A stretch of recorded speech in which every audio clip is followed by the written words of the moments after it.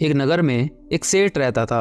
उसके पास लाखों की संपत्ति थी, बड़ी बड़ी हवेली थी, नौकर चाकर थे, लेकिन फिर भी सेठ को शांति नहीं थी। एक दिन किसी ने उसे बताया कि आमुक नगर में एक साधु रहते हैं। वो लोगों को ऐसी सिद्धि प्राप्त करा देते हैं कि उससे मन चाहे चीज मिल जाती है।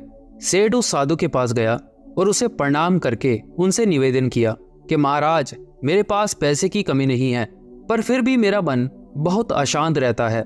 आप कुछ ऐसा उपाय बता दीजिए कि मेरी अशांति दूर हो जाए। सेठ ने सोचा कि साधु बाबा उसे कोई तावीज देंगे या कोई ऐसी चीज देंगे जिससे उसकी इच्छा पूरी हो जाए, लेकिन साधु ने ऐसा नहीं किया। अगले दिन उसने सेठ को धूप में बिठा दिया और खुद अपनी कुटिया में जाकर छांव में बैठा रहा। गर्मी के दिन थे। सेठ का बुरा हाल हो गया था। उसको बहुत गुस्सा आ रहा था, लेकिन वो चुपचाप सारा गुस्सा पी रहा था। दूसरे दिन साधु ने कहा, आज तुम्हें दिन भर भूखा रहना है। भूख के मारे दिन भर सेठ के पेट में चूहे कूदते रहे। अन्न का एक दाना भी उसके मुंह में नहीं गया, लेकिन उसने देखा कि साधु तरह तरह के पकवान उसी के सामने बैठकर खा रहा है।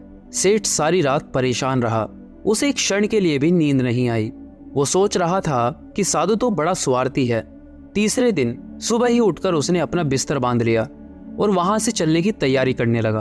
तभी साधु बाबा उसके सामने आकर खड़े हो गए और बोले, सेठ क्या हुआ? सेठ ने कहा, मैं यहाँ बड़ी आशा लेकर आया था आपके पास, लेकिन मुझे यहाँ कुछ भी नहीं मिला।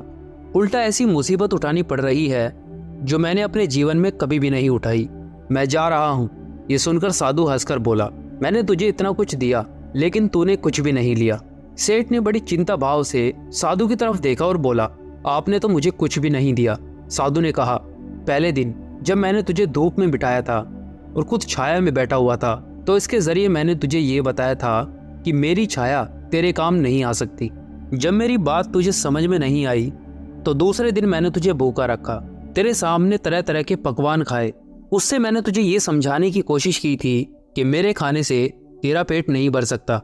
सेठ, याद रख, मेरी साधना से तुझे सिद्धि प्राप्त नहीं होगी। ये धन तूने अपनी मेहनत, अपने बलबूते पर कमाया है, तो शांति भी तुझे अपने ही बलबूते पर मिलेगी। यह सुनकर सेठ की आंखों में आंसू आ गए और उसकी आंख खुल गई, और इसी के साथ उसे अपनी मंजिल पर पहुंचने का रास्ता भी मिल गया।